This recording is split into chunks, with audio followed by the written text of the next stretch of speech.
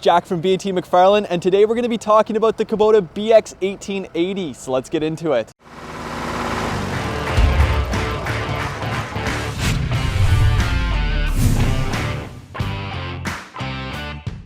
Today we're going to be looking at the Kubota BX1880. It is the smallest subcompact tractor that Kubota makes. It fits inside of Kubota's BX lineup. Inside of this lineup you have the 1880, 2380, 2680, and 23S. The 23S is the only one that can have a backhoe. I've made a bunch of videos on this tractor. I'll link it up above now. But on the other tractors, the 2380, 2680, and then the 1880, you can't add a backhoe to it, and you can never add a backhoe to it. So that's definitely something to consider when you're shopping around for the 1880, is just keep in mind you can never have that backhoe.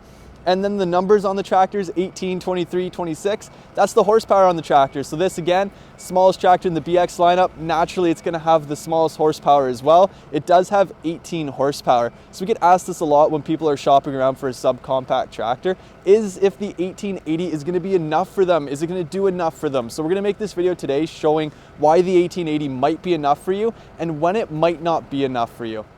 We're going to start looking at the 1880 up at the front end loader. So a lot of people think that when they go down in horsepower, they're also going to lose performance on the front end loader, but that's just not the case. If you get the 1880, you're going to have the exact same loader as you would in the rest of the BX lineup. That's going to be the LA340S. So this loader is going to be identical. It's going to lift the same, it's going to lift to the same height, it's going to have all the same features up front as the other tractors would. You do have the skid steer style quick attach up front, so like this customer has here, you can switch between forks and a bucket, a grapple, all extremely easily, just flipping those two levers. The only thing that's going to differ a little bit on this tractor is since it has a little bit less horsepower, which means it's going to have less torque. So if you're pushing into a big heavy pile of gravel with this front end loader, just keep in mind that you're not going to have as much rear end power to really shove that gravel pile over. But if you're just doing light duty maintenance around your property, say moving dirt from point A to point B, loads of crushed stone from point A to point B,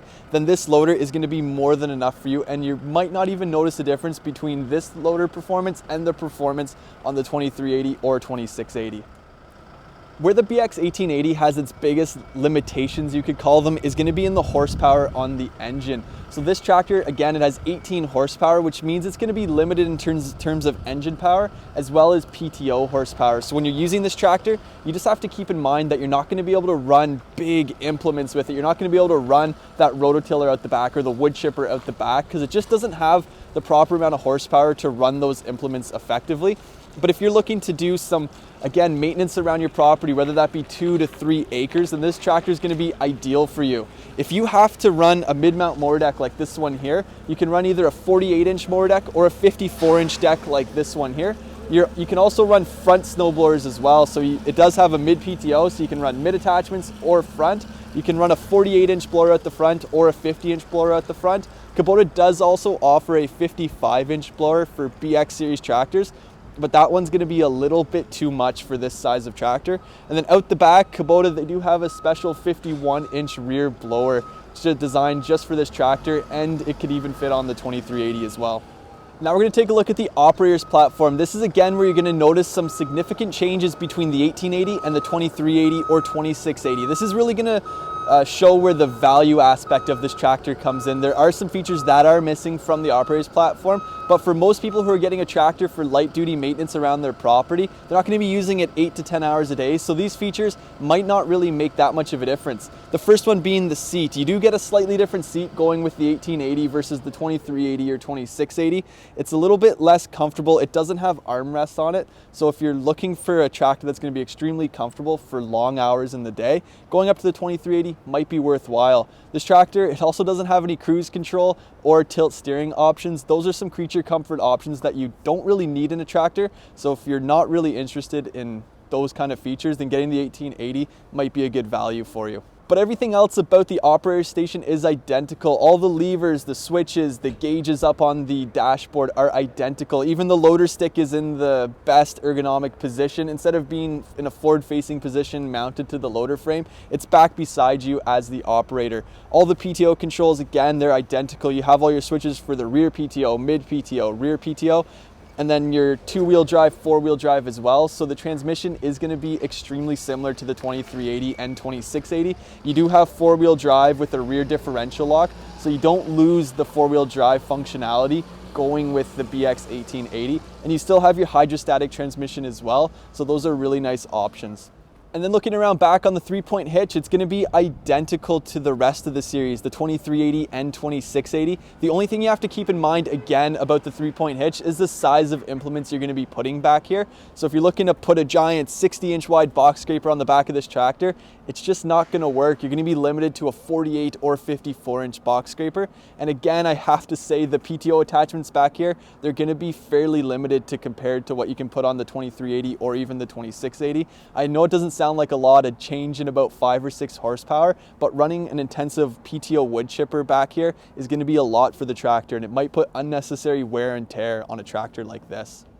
Next up are the tire choices on the BX1880. There's only 2 options from Kubota. You can put on turf tires like you see here. We probably send about 99 out of 100 tractors with the turf tire option, but there is also an optional bar tire. These are going to be somewhat like agricultural tires, but from my experience, the turf tires have them beat in every single aspect. They're even going to be better in the snow, on your grass, not so much off-roading. If you're doing some serious off-roading, then getting the bar tire might be worthwhile. The only disadvantage with the 1880 pretty much only having turf tires is that they're only 4-ply sidewall. So if you're going to be doing big heavy loads in the front end loader, you just have to be mindful of where you're going and how you're maneuvering the tractor with those loads, because since they're 4-ply on the sidewalls, they're going to be a little bit thinner, so they're going to be more prone to bulging, and you could slip the tire right off the bead on the front if you're not being careful. So if you're looking for a thicker sidewall tire going into the deep dark woods, you might want to consider going up to the BX2380 or 2680, because then you can get R4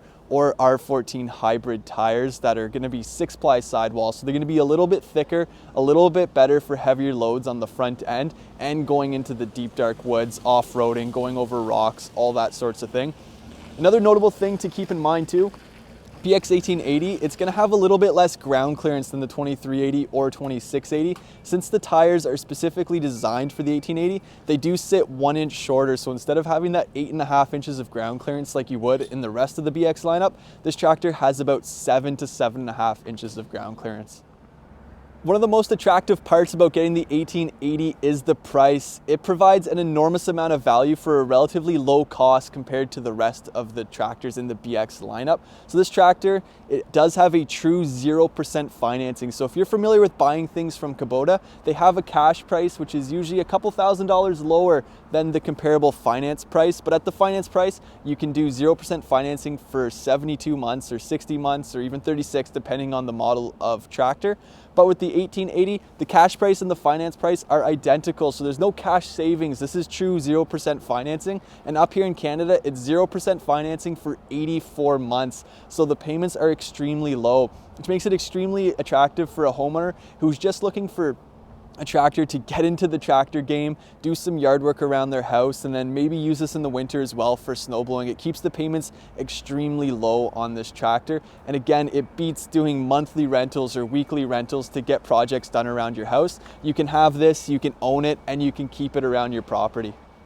So to answer the question, should you be getting a BX1880? And the answer is, it depends. If you're going to be someone who has 2 to 3 acres of completely finished property, you're not going to be going into the woods with it. You're not going to be going over stumps, going over rocks, doing a lot of heavy landscape construction like work around your property, then I'd say yes, this is going to be an ideal tractor for you. If you just want to move material from point A to point B on your property, go into the woods a little bit, make flower beds, and then in the wintertime use it for snow removal. Or if you want to also use it to mow your lawn, this tractor is extremely nimble and maneuverable. So if you're someone like that who's just looking for an all-purpose tractor that saves them from getting a snowblower or a garden tractor and then renting equipment on the weekends to get some larger landscaping tasks done, then the 1880 is going to be ideal for you.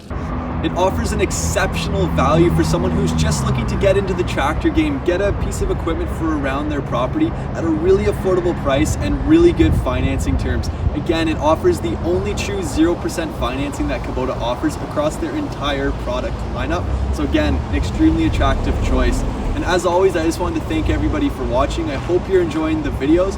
If you need help with parts, sales, or service, give us a call at 613-225-0555. Thank you.